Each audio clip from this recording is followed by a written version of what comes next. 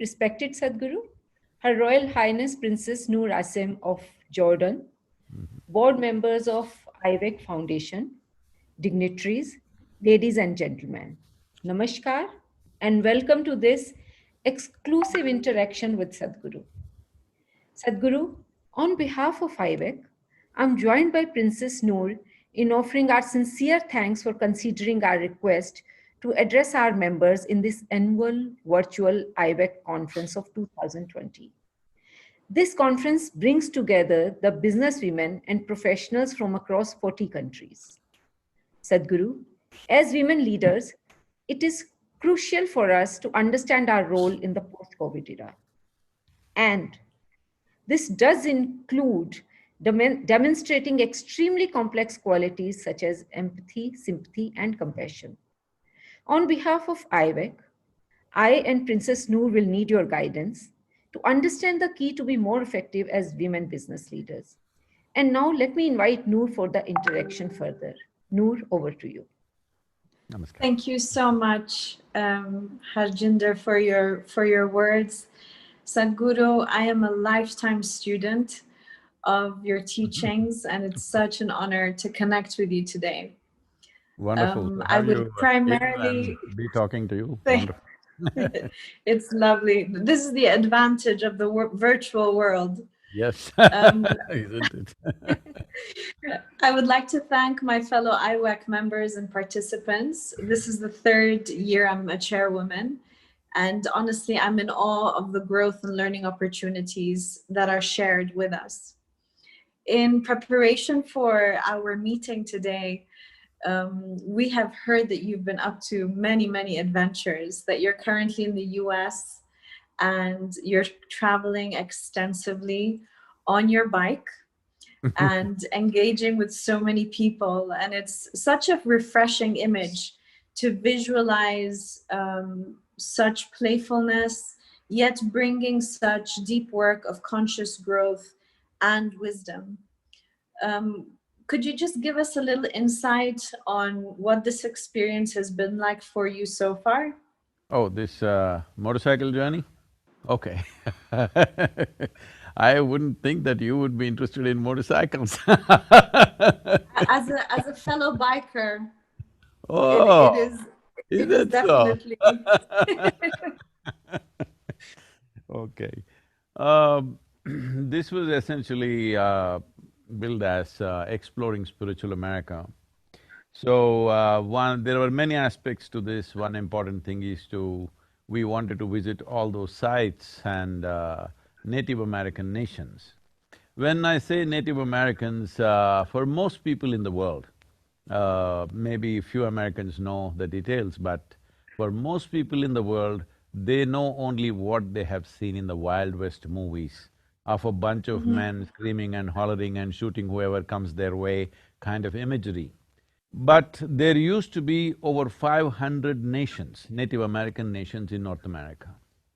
And even today, they are maintaining their distinct identities, they have their own language, they have their own culture, they have their own individual spiritual processes. So, I thought this must come forth because about 18 years ago, I had a very profound and very painful experience with one of the Native American spirits. I was just walking in the forest and I saw, a kind of a frozen being. And at that time, I wrote this poem called America, I will send it to you. And after that, I've been looking them up. Even I did not know there were so many nations. Even in our minds, well, we had heard names like Cherokee, Apache, Comanche, like this in the movies. But beyond that, even I did not know. So I started exploring this, and I've been wanting to do this for some time, but it took the virus to break my schedule so that I could go on this trip. So it has been 36 days, we just got back day before yesterday. 36 days we've been on the road. We did 9,477 miles on the motorcycle. That's fascinating. Covered various nations, about 18 states through United States, and it's been absolutely spectacular. And we are… like almost every day, 16, 18 hours, the video cameras have been on. So to assimilate all this and to put this out, it may take 2 to 3 months for us. But the important thing is for people to know that these were well-evolved cultures. There are places like Hokia where 1,000 years ago, 40,000 people lived in one city. Just to give you a perspective, at that time in London there were only 15,000 people. There were 40,000 people. 40,000 people living in a city means there is an organization, there is an administration, there is a whole process. Otherwise you cannot… so many people cannot live in one place. So similarly, there are very powerful spiritual spaces, and the level of attention they gave to their inner well-being, what they call as their spirit, rather than their physical life, is something that modern societies have to emulate, because the only way that we can make this into a sustainable world for all of us is that our interests are more beyond physical nature. That is the only way we can do it. If it becomes all physical, we're just ripping the planet apart. And also coming to that aspect, see, right now, for most people, educated people at least, ecology means it's a textbook, it's an abstract science somewhere. These are the people for whom ecology lived in their hearts. This is what needs to happen for this generation and the next generation. These people did not live on the land, they are the land. And you and me are also land, all right? This body is just soil. But most people don't get it till you bury them. But these are people who lived with this awareness. I think this is most relevant for today's life. So in many ways, we are trying to put out what the different nations or the different tribes, like believed in and how they lived. But one common ethos is their fondness for earth, because this is a earthy culture. This is not a heaven-bound culture. This is about living life here fully. This is not about going somewhere else and living better. So I think it's most relevant for today's world. It is just the presentation of how it is presented. People may not be able to digest as to how they presented. So I'm seeing how it could be presented in modern language, in modern context, but fundamentally it's very relevant for our generations and the generations to come, actually. So it's been a spectacular ride in terms of sights, and what we have experienced in the last 36 days is absolutely incredible, and as a biker, you know. It is definitely a wonderful experience, and highlighting what you've just mentioned and echoing your messaging, it is, I believe, the collective experience of the virus that has really stopped and invited people to reflect on the importance of reconnecting with Earth. And in terms of being able to embody qualities such as resilience on such hard times and challenging times, what could you share in terms of practical steps that we can be able to experience right now once we finish our conversation together? You know, how is it that we could very simplistically just have that little step towards getting a bit closer? See, because people have very little experience of living on this earth.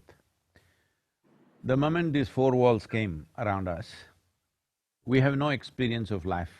We are living in a cell of our own, where temperature is controlled at whatever temperature we want, and we have no seasons, we have no flowers blossoming, we don't have any experience of life. There is no sunlight, there's no moonlight, everything is, LED or whatever it is. So I'm saying living indoors is one of the main reasons why people have forgotten what is nature. One significant step that everybody must do is, instead of… I'm not against all these things, but I'm just saying, because today, one of the most visited holiday places in the country, in United States, is Vegas. Las Vegas is the most visited one. Next comes Florida. Well, there is Dubai, there is Mumbai, there is these kind of things. This is where people are taking their children. I would Yes. say every week at least one day, if you go out and sleep under the stars, if you go out and make them experience life the way it is, understanding that every other creature who crawls and walks and slides around on this planet have a significant role to play in the making of this earth. Why I'm saying this is, in the last 50 years, 70% of the vertebrate life has been exterminated. 70%. And they are saying by the end of this century, 80% of the insect population could go. If insect population goes, we cannot grow anything, our lives will go. Mass deaths of human beings will happen if all the insects die. Every day we are slaughtering over 200 million animals, okay? We don't need that much for food. We're just slaughtering them because everything is done in excess. Because we are not seeing other life as life. We are thinking only if it's in the human form, it's life. Rest is not life and they have no right to live. Unfortunately, such lessons have been taught to people in certain cultures that every other life is here to serve you. Please just go and observe an ant or a bee or any other creature on the planet. They have a complete life of their own. They have no interest in serving you. Well, they live in such a way that they're eco-friendly and it may serve us, that's a different matter. But they have no intention of serving us, they have a full-fledged life of their own. I've spent enormous amount of time in the jungles in India, in the, in rainforests in India. Every small life has a complete life of its own and it doesn't think a damn about us. But we are thinking we are the center of the universe, which has caused too much damage. I think being exposed to nature, the next generation of people, if they're little more exposed to nature, if we build homes, at least where a part of it is open, open to sky, it's very important. We are promoting this everywhere in India now, and all old designs of homes used to be like this. A part of the house used to be open to sky. It would rain inside. Even today in my house, it rains inside. My daughter who grew up in this house always says that is the most spectacular thing, that inside the house there used to be pouring monsoon rains, because children need to experience this. Just living in four walls is completely destroying our idea and our sensibility towards earth and other life. Thank you so much. Harjinder, I believe you'd like to step in. Thank you, Noor. Sadhguru, a Ducati riding guru is a rare sight. Besides riding a Ducati, you also drive luxury cars, you fly choppers, you play golf, you are a football fan, you are perhaps the most stylish mystic. We often are confused, because we intertwine spirituality and minimalistic life. How do you define spirituality? Anyway, let me correct this, I don't like luxury cars, I like cars or any machine that works well. Because a mystic means he is a mechanic who understands the mechanics of life. Well, isn't this true that this mechanism, which we call as human mechanism, is the most sophisticated, complex machine which works very smoothly, it organizes itself, it creates itself, and it maintains itself all the time unless you do something nasty with it. So I'm interested in anything that works seamlessly. Luxury cars, no, I never drove any of them. But about these things, you mentioned motorcycle and a helicopter and this and that and golf, whatever. Well, I do many more things that people may not be aware of. I would like to do almost everything if I had the time. But the important reason why this is necessary and why we are even putting out some of the personal aspects of my life outside is because people's understanding of spirituality right now is, if you eat badly, dress badly and live badly, you must be spiritual. So no wonder nobody wants to be spiritual. Spiritual means it happened 1,000 years ago. I must tell you this, I was in Chennai and I had to go into a conference and normally I drive myself because I don't like the way most people drive. So I drove into this conference and there were some journalists and they asked, in ancient times yogis used to walk, how come you drive your own car? I said in ancient times, you fool, everybody used to walk. Not only yogis, everybody was walking, so yogis also were walking. Today everybody is driving, so yogis also driving. If I come walking all the way from Coimbatore to United States, you will say I'm a bloody fool, isn't it? Hello? So, the problem of… especially when you come from India, there has never been such an imagery. It is only in the calendar images now that this has happened. This frugalness of spiritual people has happened post-British era, not before. For example, the greatest spiritual teaching that you have in India, or the most popular teaching that you have in India, is the Bhagavad Gita. Look at the way Krishna is dressed, and he is riding whatever that brand was, I don't know if it is BMW or a Ducati. You always call him Parthasarathi, that means he was a great driver. Hello? Yes, isn't it? He is driving for the warrior because he is the best driver available. Well, I am also pretty good, so I drive. And I would like to know, so you just mentioned that many things which more that you do, which people don't know. Can you just tell us what are few of those things? I cook, I paint, I make carpentry, I do many things like this. Noor and I are coming soon to you to have the food, I'm sorry? which is, let's say, I said Noor and I are coming soon, Sadhguru, if you allow us to come and to Oh, have the food. if you eat my cooking, then you will get enslaved to me, don't do that. You're most Noor, welcome. Thank you. Picking up on the whole imagery or the interpretation of spirituality, we're so influenced by conditioning through our upbringing, through society, the labeling, the judgment.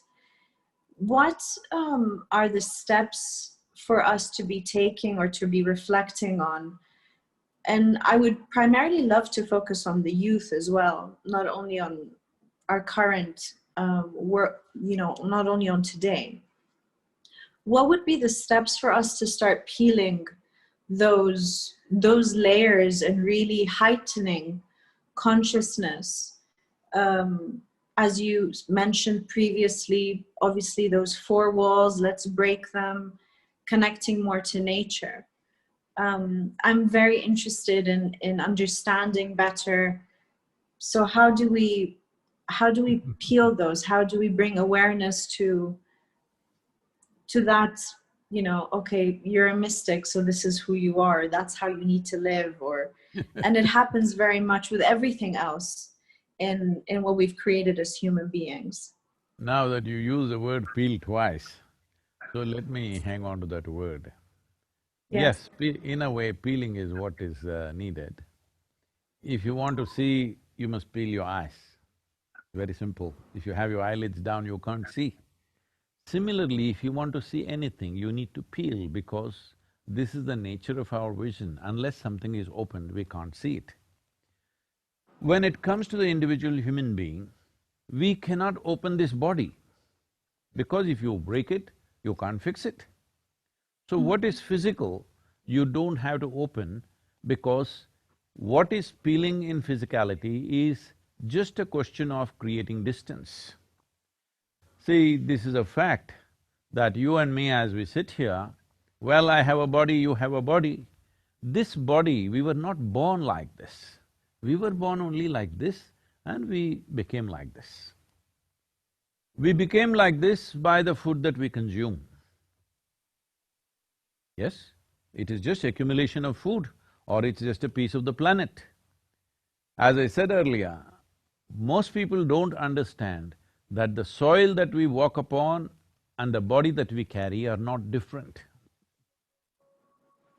Not different at all, it's just a little bit of loan that we have taken from Mother Earth. When it's time, we must put it back joyfully, but most people crib about that, they don't want to return the loans that they have taken.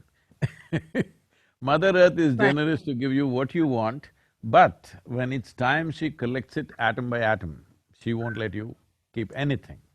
So having said that, what you accumulate, whatever it is, whether it's body, money, wealth, clothes, this, that, including impressions, experiences, relationships, all this we gathered.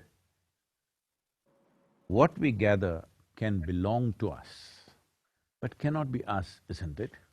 So if we have to gather so much body and so much mind, there must be something more fundamental to this. That is unexperienced by most of the humanity today because the social focus is not there. Right now, everybody is going about as if economy is the ultimate nature of life. The economic figures are the ultimate nature of life. Economy is Yes. just glorified survival process. People used to hunt, gather and survive, then they did agriculture and survived. Now we're doing stock market and surviving, it doesn't matter what we're doing, but it is just a survival process getting more and more complex. So, we are getting so entangled in this complexity. Right now it's become like this, at least for the educated class in this world, the soul of humanity is economy. Nobody is talking anything else anywhere you go, only economy, economy, economy. Because this whole madness of survival, the bar of survival being raised and raised and raised endlessly is going on. So here, there is… we are in United States, which is supposed to be the most affluent nation in the world. Well, with affluence, what should happen? Why would a human being look for affluence? Initially, it's about choice of nourishment. If I have money, if I have affluence, I can eat what I want, that's how it starts. Then it's a choice of lifestyle. So the most affluent society on the planet, where there's an enormous choice of nourishment and an enormous choice of lifestyles, well, 70% they say are on prescription medication. Their healthcare bill is over $3 trillion. It's bigger than India's economy with 1.4 billion people what we have, all right? I'm saying if you had choice of nourishment and choice of lifestyle, you must be at the peak of your physical and mental health, isn't it? Both physical health and mental health is becoming a serious issue simply because you have not addressed the most fundamental aspects of being human. Because who you are is being created from within you. If you don't take charge of that, if you don't access that, it doesn't matter what you gather around you, everything will just mock at you. Your big buildings, your endless amount of bungalows and palaces will only mock at you. Your massive cars are mocking at you right now. Now you want to see how you want to do something different, but how difficult it is to do something different. I am not against any of the things that I am mentioning. It's up to you what you want to have. If only you understand it's only an accessory to life. Life is throbbing within you. Rest are accessories. How many accessories do you need? Well, it's individual choice. I don't want this to be my decision. You may need, let's say, 10 accessories, I may need 2, this is our choice, it's perfectly fine. As long as both of us are conscious, what we have gathered is only accessories, this is not life. Life is something that happens within us, but that's not even come into people's experience. Right now, the physiological compulsions and psychological demands are being understood as life. What you think and feel is not your life, it's just your psychological drama. You can think whatever you want, yes? But unfortunately, most people can't think whatever they want. They are structured as to how to think. And all the human suffering is coming from this. See, there are only 2 kinds of sufferings: physical suffering, mental suffering. Is there any other suffering in a human life? Only these 2. So the simplest thing, because you talked about peeling, the entire system of yoga, the entire spiritual process, if it is scientifically handled, is just this. Right now we have what is called as inner engineering. The basic practice is this: if you sit here, your body is here, your mind is out there, what is you is little away from you. These 2 things. Once there is a space between you and your body, once there is a space between you and your mind, this is the end of suffering. Because these are the only 2 things where you suffer. You also suffer these things not because body is suffering, not because mind is suffering, simply because you have been given a very sophisticated mechanism, but you don't bother to read the user's manual. That's why you're suffering. You don't know how to handle it. human beings are suffering their own intelligence, isn't it? Most human beings are only suffering their intelligence. Very few places have war zones, famines, this, that. They're unfortunate situations which need to be fixed. But most of the human beings are suffering their own intelligence. So what the problem is evolutionary, I'm saying. If you gave them the brain of an earthworm, they would all be peaceful. They would be very peaceful, I'm saying. So right now people are going about propagating peace is the ultimate goal of life. I'm asking you, how do I address you? Highness? Noor. Excellency? Huh? Noor is fine. Noor is fine. So I'm asking you, if you are not even peaceful, can you enjoy the meal that you eat? No. Can you enjoy a handful of people around you if you are not peaceful? Your dear ones, your children, your spouse, whoever else is around you who are most dear to you, even they become horrible when you are not peaceful, isn't it? True. When you are experiencing a certain turmoil, do you see all of them become horrible? Not that they are behaving horribly, I'm saying in your experience, everybody becomes an irritant, isn't it? Only when you are peaceful, you can look at them and enjoy them, you can eat what you eat and you enjoy them, you can enjoy this space in your home or wherever you are, you can enjoy that, only if you're peaceful. So I'm asking, is peace the most fundamental requirement within us, or is this the ultimate goal of life that you want to do in heaven? Unfortunately, this whole thing has been turned upside down by non-practicing or what to say, very enterprising spirituality, where there is no inner experience, they just read two books and then they all become spiritual teachers all over the world, and they've messed up human mind in such a bad way, that now people are saying suffering is an inevitable part of human life. I am asking you, is it your choice right now, this moment, Noor, this moment, is it your choice to sit here joyfully or cause some misery to yourself? Is it your choice or no? Definitely. So, it is your choice, this moment means it's your choice every moment of your life, because your entire life happens in this moment, isn't it? Sure. You never experienced an yesterday or a tomorrow, but people suffer what happened 10 years ago, they still suffer. What may happen day after tomorrow, they already suffer. This means they're suffering human faculties, they are not suffering life. A vivid sense of memory and a fantastic sense of imagination is what makes us very different from every other creature on this planet. The richness of human life is only because we have such a vivid sense of memory and we have a fantastic imagination. But this is what 99% of the human beings are suffering. They're suffering their memory and their imagination.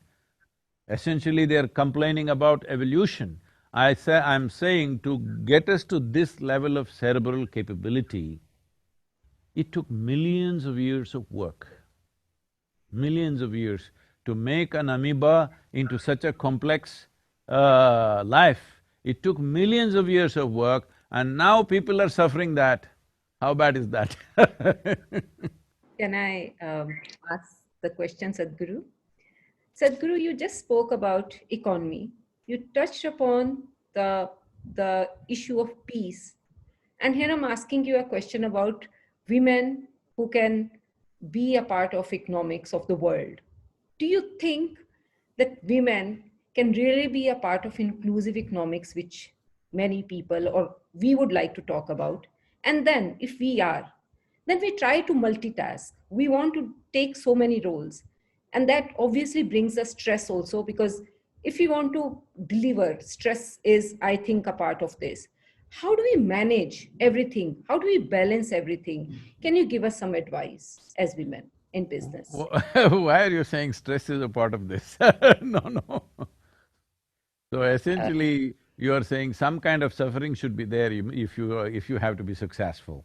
No, that's not right, because a suffering mind is not a creative mind. I know most people say that from Europe, only in deep suffering you will be creative. No, I'm telling you, If you are blissed out all the time, you will be very, very creative, because unhindered exploration of your genius will happen when you are not an impediment to yourself. Suffering means you're putting up impediments to your own faculties, your own intelligence, your own genius. So do not ever understand suffering or stress or tension or whatever else as some kind of a creative process. Yes, it is true that right now if we smash your little finger, all right? I'm saying suffering, physical suffering. If we smash your little finger, you will run all over the place at full speed. If a dog is chasing you, you will run full speed. But is that the way to go? You know, in India, unfortunately, in some villages they used to have this, fortunately these things have stopped. They will tie some firecrackers to the tail of a donkey. And poor animal runs like crazy and everybody is happy how with a donkey is running faster than a horse. Is this the way to run, I'm asking? Is this a way for human being to explore our potential? We tie firecrackers to our tail and run because it's going to burst in our face otherwise? This is not the way to do things. So when we say women being part of the economic process, they've always been. It is just that today we have a twisted sense of economic process. Tell me, right from ancient times, I'm going back to the caveman's time, when people lived in caves and forests. Was she not a part of the economic process? Maybe she didn't go hunting, but when things were brought home, she sorted out things, she made sure everything is put to best use, she made sure everybody is nourished and everything is taken care of. Is this not economic process? If a woman is not competent, then what is brought home will be wasted. Is saving a part of your banking business, I'm asking? Without savings, is there banking? Without banking, is there an economic process on the planet? I'm asking. Can economic engine be driven without banking system? Can banking system operate without people saving? Wasn't it always the main consciousness of the woman in the house, how to save everything and put it to best use? Who said she was not a part of the economic process? Right now, unfortunately, we have a twisted sense of economy. We think only if you work on the factory floor, you're in the economic process. This is a very crude way of looking at life. I think I'm not commenting about this lady, but there was an iconic picture from the World War II time. If it was for the war effort, I very much appreciate it, but it was used by political campaigns and various other things, where an American lady is like this with her bicep showing and saying, "We can do it." You've seen that iconic picture. Because it was… I'm commenting about this mainly because it was used in political campaigns, presidential campaigns used this. Well, I'm saying the significance of modern times is this, that our activity and the significance of our activity has moved from human muscle to human cerebral activity because of technology and machines and things like that. From brawn to brain, this is the most important thing in the uplifting of a woman, because now the man's muscle, which ran the world at one time, anything that was needed, you needed man's muscle. So naturally, he was the dominant force in a given society, or at least we see it from outside that way, but it was not so even in those societies. Women had equal roles to play. Because our movies, our stories, everything is projecting the man who goes and fights and kills somebody is the strong man. The woman who sits at home and nourishes and creates life and brings up children, that same idiot who's fighting right now was brought up by her, that is not powerful. This is a complete misconception of life. This is a topsy-turvy understanding of life. So having said that, it is very important, today's time is very, very important because the significance of man muscle has receded. If you have big muscles, I'm saying if I'm a man and I have big muscles, well, they may hire me as a security man for somebody. They won't make me the boss of the place. There was a time the man with big muscle was the boss of the community, whoever had the biggest muscle. But unfortunately, our movies, both in Hollywood and in India, are still projecting a man with big muscles who can beat up everybody is still the boss. This is an unfortunate caveman projection that is still going on. It's very important that muscles are not the important force. Now there are machines where if you put 1,000,000 men, they are not a match for a single machine. So we have created machines, technology has come, now it is a question of intelligence and competence. So I don't think, if you ask me, I know a lot of women may react to this, but I'm clearly saying this. Let me repeat this, I've said this before, but I'm clearly saying this. There is no need for women to fight for equality. All they have to do is, education is available, in most nations, at least by law, they're equal. Socially, they may not be yet, but by law, there is equality. Now all they have to do is, more and more girls should be educated, should become competent. Today it's happening in India big time. More girls are passing out of high school than boys. More girls are there in… I went to some technological institutes, technical institutes, there are more girls than boys. Not literature or commerce or something. In engineering schools, there are more girls. More girls are earning PhDs than boys are earning. This is all. If you do this for another 15, 20 years, it'll be a level playing field.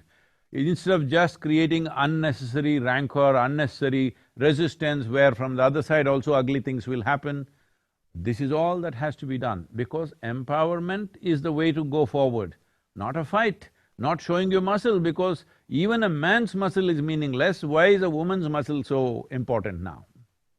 I love what you just highlighted in that sense. Before coming to today's engagement, my 13-year-old daughter was asking me, could I ask a question? I'm like, sure.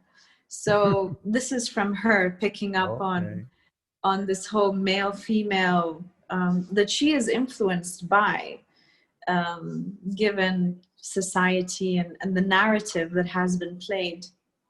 And she said, I am curious to know if there was one advice for the youth today, what would it be?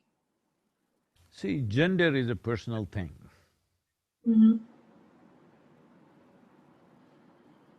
I'm sorry, I'm putting it in a very basic way. Please. What is in somebody's pants is not my business or your business. It is only relevant in a few places like bathrooms and bedrooms and somewhere. In rest of the places, your gender is irrelevant. It's a question of your competence, what you can do, what you cannot do, what you're capable of, what you're not capable of. We need to bring the world to this place that what kind of body you have is not my business. Mm-hmm. Only in bodily relationships it matters. In rest of the time, it's not my business. For this, women also should think this way, but right now, it is… I don't know, it's a complete… man's dream is being played out by the women, you know? Yes. Because, like yesterday I was… somebody… because I was supposed to talk to some musician, and I said, okay, let me hear something, so they played a video. I'm sorry I'm using such words, but I'm saying because it pains me that women are being projected like this. And a musician is on stage in underpants. I said, why are musicians in underpants? They said, Sadhguru, only that sells. I said, what is this? So this is horrible exploitation of the woman, and women are cooperating in this. She can wear what she wants, it's not my business. But if she's wearing that only because that's what sells, that is not right in the society. It's her choice what she wants to wear, but it's not her choice. Somebody else is determining her choice, which is not choice at all. So, this is important both for young boys and girls, they need to come up with this, that your body is your business, all right? It is not something that everybody needs to be involved with your body on the street. Everybody need not be involved with your body. People need to be involved with your intelligence, people need to be involved with your competence, people need to recognize your genius. Everybody on the street need not be involved with your body. Body has its purposes, body has its beauty, body has its nature, that is in a different way. I am not trying to say what should be the dress code. No, I'm saying a man should not decide a woman's dress code, that's all I'm saying. Right now it looks like It's man's perversion which is deciding a woman's dress code. This needs to change if women have to be free.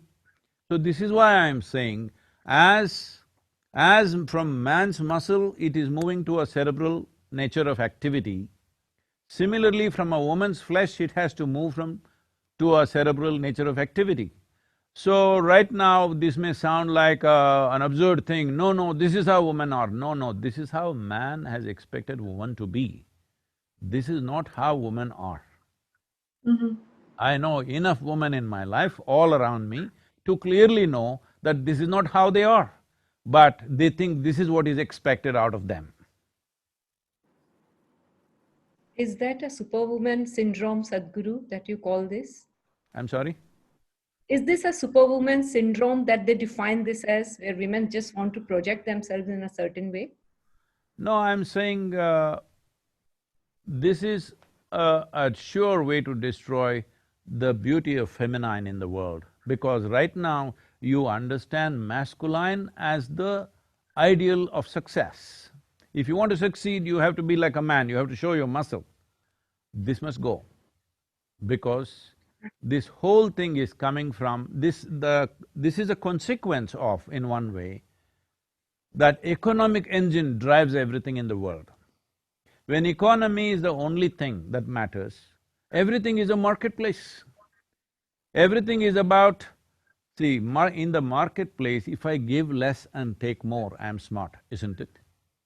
Hello?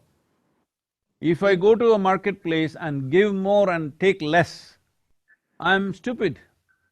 But right now you must understand, in your homes, I'm sure it's true for you also as women, I've seen women working in so many ways, my own mother, my sisters, my aunts and many other women that I see. Yeah, when they are at home, their whole thing is to give themselves totally, because they're doing something that they love to do. They're doing things for people that matter, that what I get is not important. That's what makes their life beautiful. This should not happen just at home, this should happen in the society, that everybody is trying to do their best to everybody else. This is the nature of the feminine. Right now you are saying, wherever you go, I must give less and take more, whether it's marketplace or marriage, the same thing is happening.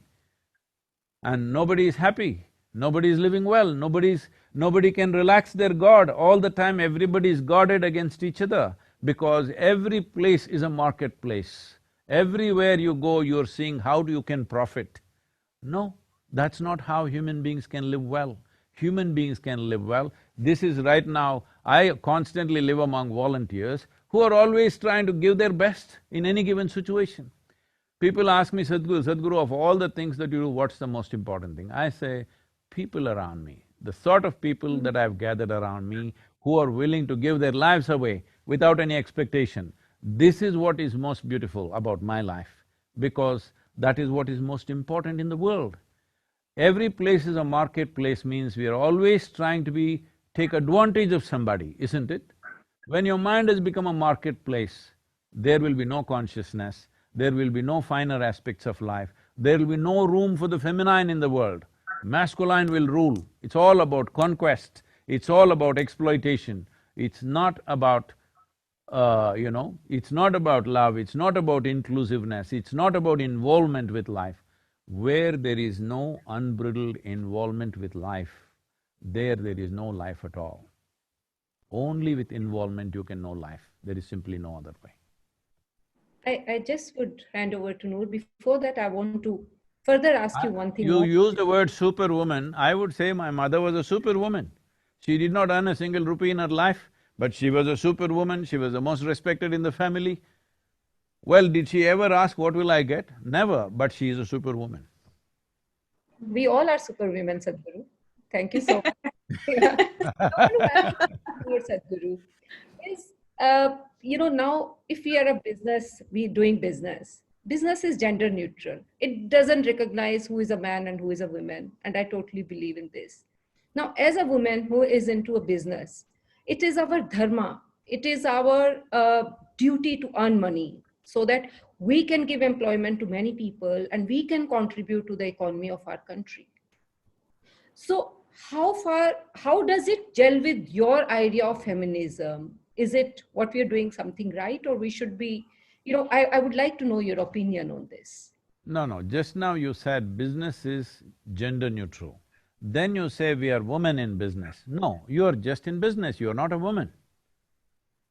You're just a business person like anybody else. Why are you a woman in business? Don't do that. Don't take your gender to the business. You're in business, you must conduct it in a judicious way, that's about it. It's how probably society looks at it, and we need to correct this. Thank you so much for telling this to us. Over to you, Noor. It's so fascinating to hear all these concepts. And my question would be, where do we start in terms of shifting such paradigms and such mental models that are so ingrained in our experience as human beings? Would it be targeting educational institutions? Would it be in the home, a combination of the two? How do we manifest? How do we bring this to life, other than having these deep conversations and awakening a different perspective in humans? If it happens within us, essentially if the transformation or change happens within us, it will naturally manifest at home, at school, at workplaces, in the society, everywhere it will naturally manifest. So this is the fundamental thing that I would like to point out. But we are always trying to change the home, we are trying to change the school, we are trying to change the workplace, we are trying to change the social situation. No. What needs to change is within us. If this one changes, if we are at home, we will make sure the home is different. If we are at school, we'll make sure the school is different. If you're in a workplace, you'll make sure the workplace is different.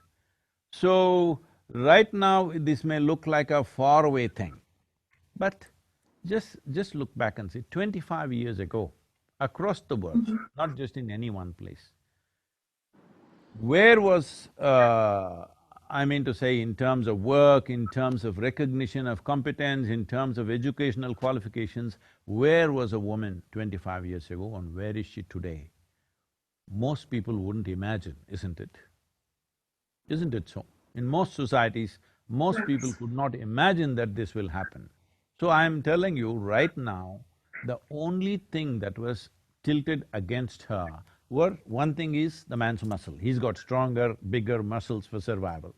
Another thing is childbearing, which took a major part of her life at one time. Because to have 2, 3 children survive, she had to deliver 7, 8 children, which kept her whole life busy. But right now, infant mortality rate has gone down significantly across the world. If you have 2 children, most probably both of them will survive, I'm saying. Those days are gone where you had to bear 8 children for 2 to survive, which used to be the way in the past. So, this man's muscle and childbearing, both of them have been neutralized now. Once this is done, you should not think in terms of gender. You should just think in terms of human competence. It is important for us to understand men and women are same species. But right now, a whole lot of people are campaigning as if they're separate species. No, it's one species, one way or the other, either loving or hating, they have to live together, all right? The choice is this, but the nature of the feminine is not of conquest. The nature of the see, when I say feminine, I'm not talking only about women. Masculine, feminine are 2 different qualities in nature. Well, when feminine dominates, we call somebody a female, when masculine dominates, we call somebody a male. But it need not be determined by one's gender. The feminine as a quality, if it does not play equal role, 50% role in everything that we create in this world, then we will have a very skewed life. We will have dominance, but we will have no joy, we have no love, we have no inclusiveness, we have no play of life happening, because right now this is what is happening. The most successful people I see are the most stressed and miserable people on the planet. Well, success is the sweetest thing in human life, isn't it? Doesn't matter what we are doing, we want to be successful, whether the act is simple or complex, we want to be successful. Now, successful people are sending out a message to everybody, success is the source of suffering. This is not right. This is happening because too much of masculine nature, not enough feminine nature. There is no inclusiveness, there is no joy, there is no laughter in a workplace. Everybody is dead serious, like it's the… it looks like doomsday if you go and look at the offices. It It does. looks like today is a doomsday. Everybody is dead serious because somebody has told them, only if you're serious, you will work well. No, only if you're joyful, you will work well. Only if you do something with great joy will the best of your intelligence and competence find expression, isn't it? So the feminine has to come. Just women coming into the office is not good enough. Feminine has to play an equal role. Otherwise, you will have a skewed society which will have everything but will have nothing. This is how, unfortunately, Western societies have become. Everything is there, but everybody feels desperate all the time. This desperation is essentially absence of feminine in the social structure, in the workplace, and even at home. Everybody is trying to be like this. See, it is not in the nature of the woman to do this, all right? But they're all doing that because… because somewhere our definition of success has become masculine. This has to go. I would like everybody to appreciate my mother who never went out to any office and worked, my mother who never earned a single dime in her life, is a super successful woman in her life. For sure. That's beautifully You got said. me? I got you.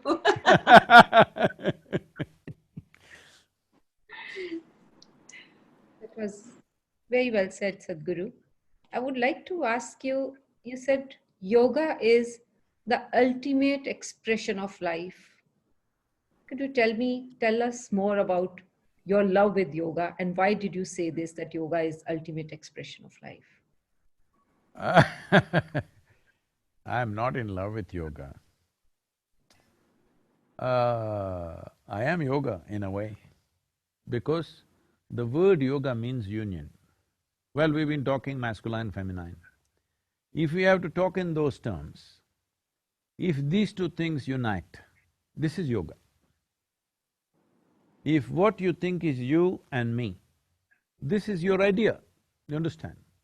If both of us are buried, or let's say me and somebody else is buried, not you, both of us become soil, we are in union only, isn't it? Right now we are breathing, wherever you are, in whichever part of the world you are, you're breathing. You're also breathing from the same atmospheric bubble and I am also breathing from the same atmospheric bubble. Maybe my exhalation will touch your inhalation any moment. Just about the strength of the winds will decide how long it'll take. So I'm saying the whole existence is anyway in union. As a human being, you popped up on this planet. You're just a pop-up. Like, in the computer there are pop-ups. You're just a pop-up and you will pop out. Just because you can prance around on the earth, suddenly you think you're different. Suppose you were made like a tree, that is, you were rooted in the earth, you would clearly know you're part of the earth. Because you're allowed mobility, suddenly you got a fancy idea that you are something other than the earth, isn't it? So, life is anyway in union. The whole cosmos is anyway in union. When you experience that, we say you're in yoga. Right now there's a complete misconception about what is yoga. If you twist and turn and look like a leftover noodle, you are in yoga. Wonderfully explained, Sadhguru. I've So, never it had… is a question of union. So, do I practice yoga? No, I am yoga. I live in union with everything in my life. And every human being has to live like this. If you are in one with everything, does somebody have to tell you, don't kill this person, don't rob this person, don't harm this person? Do you need teachings and commandments to tell you what you should not do? If for one moment, as you're sitting there and I'm here, if you experience me as a part of yourself, does somebody has to tell you, be nice to Sadhguru? Is it necessary? I'm asking. So all moralities, all ethics, all values, all commandments are simply because we have forsaken our humanity. The fundamental nature of our existence is this, I must tell you this, Where in 1998, when some UN agencies came and made a prediction that 60% of Tamil Nadu will become a desert by 2025, I didn't like this prediction, I looked around, then I saw it is definitely happening. Then I saw what is the thing to do. That day, the green cover in Tamil Nadu was 16.5%. I said, we must move this to 33%, so we need to plant 114 million trees, I said. Everybody around me rolled their eyeballs and said, Sadhguru, 114 million trees, how is this possible? Then I asked them, what's your population? They said 62 million. So if all of us plant one tree today, take care of it for 2 years, and plant one more, it's done. All right? Even a beggar on the street can plant one tree. Actually, as a symbolic thing for this Kaveri calling movement that we are doing, which is 42 rupees per tree, beggars in Chennai have actually contributed for planting of the trees, because I wanted to prove that even a beggar can do it. You don't have to be a rich man to do it, everybody can do this, all right? The question is only, we are not experiencing that oneness. So how to do this when they said, I said, I spent 6 years planting trees in people's heads, which is the harshest terrain usually. So the simple thing was, I set up a spiritual process. I made people sit near the trees and made them sitting with their face up, breathing, and made them experience what you exhale, the trees are inhaling. What the trees exhale, you are inhaling. Once they experience this, now you can't stop them from planting trees. Now, according to the government gazette, the tree cover has gone up over 7.2%. According to Google Maps, it's over 11%. You can't stop people from planting trees because now they see that it's a part of their lung hanging out there. I'm saying if you knew yoga, if you experience the oneness, this is not something you have to create. This is the way life is happening, isn't it? This is the way life is happening. We are one with everything, but we have a psychological drama going on in our head which makes us believe we are a world by ourselves. Very true. Noor, would you please ask any question? And with everything we've been speaking about, I feel I have so much to take in. It is truly so wonderful. In terms of what you just mentioned about that oneness and connection, in a very odd manner, 2020, with the experience of the virus, it's kind of thrown us all in a very similar journey of emotional uncertainty, and uncertainty that has looked at us maybe more so in our face, right? I mean, life is uncertain. However, with this experience, I think that has been heightened somehow. And how do you see this impacting the next few years in terms of our evolution and understanding? Noor, did you know that you're having the globe as a halo around your head? I love it. You're having the world map as a didn't halo. notice. I didn't notice. So, very symbolic.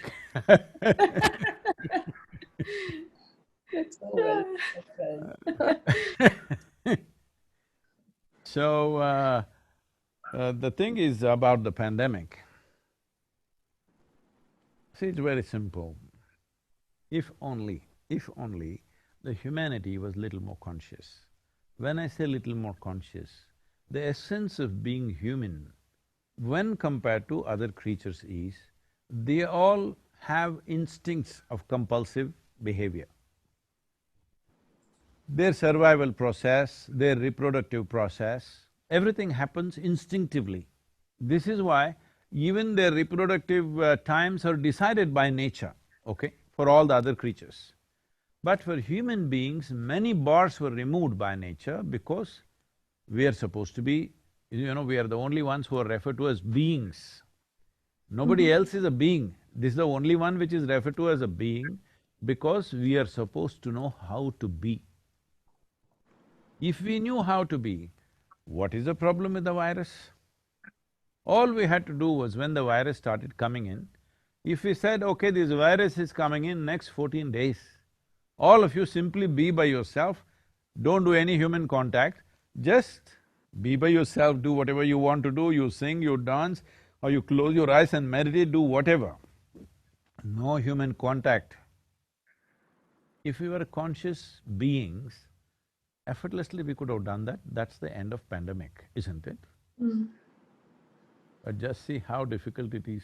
When pandemic is on full scale, people are dying around you, people say, I want to have a haircut. I didn't know haircut was such a compulsive thing, you know, I haven't had one in all my life now.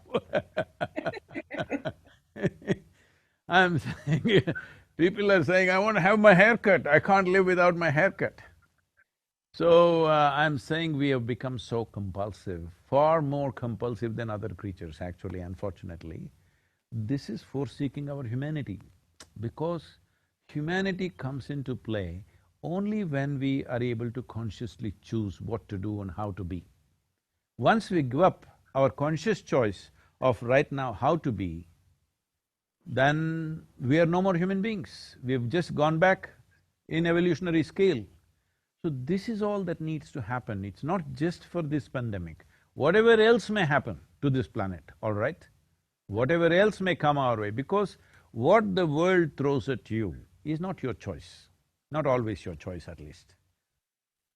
But what you make out of it is 100% your choice. So this is all we have to do, that we must become more conscious human beings, and we can be called human beings only if we can handle our requirements in a conscious manner. See, everything that an animal does, we also do, all right? They are born, we are born, they grow up, we grow up, they grow up simply, we grow up with lot of fuss, and they eat, we eat, they reproduce, we reproduce, they die, we die. Everything that an animal does, we do. On physiologically, we are just another animal, all right? The only thing that makes us different is the same things of growing up, of eating, of sleeping, of reproduction, everything we can conduct it consciously. That is what is the difference between us and them. Yes? If we do not conduct this consciously, then you have given up your evolutionary status of being the peak of evolution on this planet. Now our problem is there, not in the pandemic. Our problem is not in the virus. Our problem is in lack of being able to be conscious, lack of responsible behavior. That's where our problem is. On many levels this is finding, and I'm constantly trying to take people back into that. People are saying, for example, there's a war against plastic. It's a completely misdirected war. Plastic is one of the best materials we have produced on the planet. You can recycle the same material 1,000 times and use it. There is no other material like this, all right?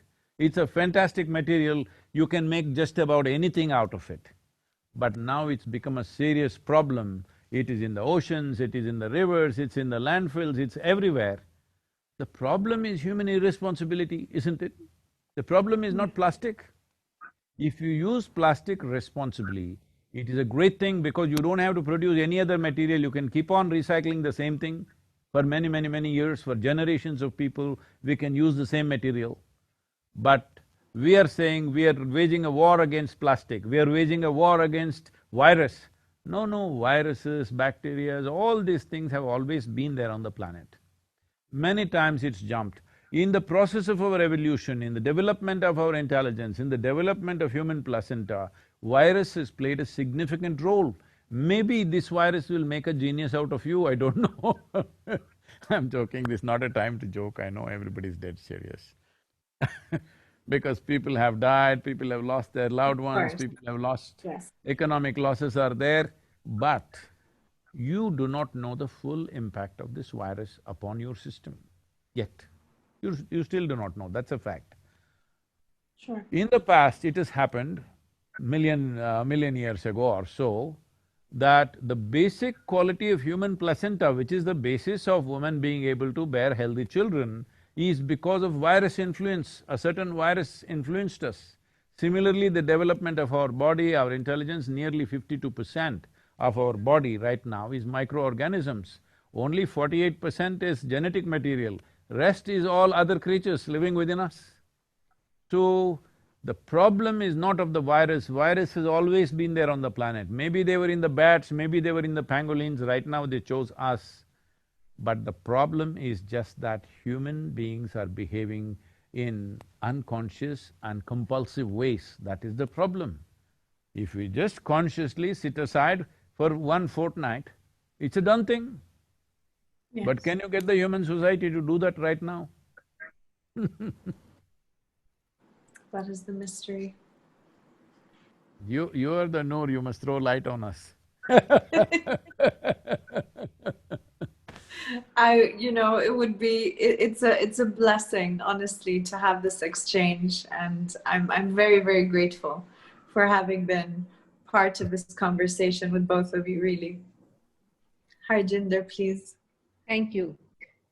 Sadhguru, I can't thank you enough for such insightful thoughts that you gave us today. As always, the session was an eye-opener. I'm sure our viewers will agree that we'll go back to introspecting and connecting with our inner self, trying to find balance in our thoughts and action. I will thank everyone who is there with us today. Thank you so much for spending your time with us. And I also would like to thank Noor on behalf of IWEC, on behalf of myself, to be there as part of this session. Namaskar, Sadhguru. Thank you so much. Please come and visit us either in Coimbatore or in Tennessee. We have a beautiful place out here. You're in United States, Noor, is it? I'm in Jordan. Oh, you're in Jordan, okay. I've been to Yes. Jordan once. I came to Petra and also Amman. We traveled in that area. When either in US or in India, please come and visit us. You also, Harjinder. Would be a pleasure, and needless to say, you always have a home here as well. Thank you. Thank you. Namaskar. Thank you, Sadhguru.